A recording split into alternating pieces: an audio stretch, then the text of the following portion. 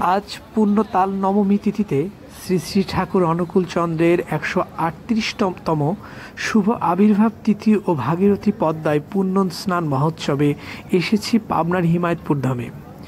2 দিনব্যাপী এই অনুষ্ঠানে লক্ষ লক্ষ ভক্তের সমাগম হয়েছে।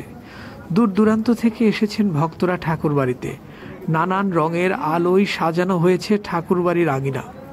এক মহা উৎসবে পরিণত হয়েছে আমাদের সৎসঙ্গ হিমায়তপুর ধাম।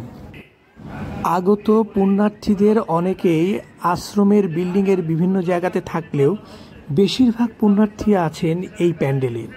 এই ফাঁকা মাঠে প্রতি উৎসবে প্যান্ডেলের মাধ্যমে মানুষের থাকার ব্যবস্থা করা হয়। যুগ পুরুষোত্তম শ্রী শ্রী ঠাকুর অনুকূল চন্দ্রের মূল যে মন্দির, আমাদের হিমায়তপুর ধামের মূল মন্দিরের বাইরে থেকে আমি আপনাদেরকে একটু ঘুরে ঘুরে দেখাচ্ছি। এটার পরে আমি আপনাদেরকে নিয়ে যাব মন্দিরের ভেতরের অংশে।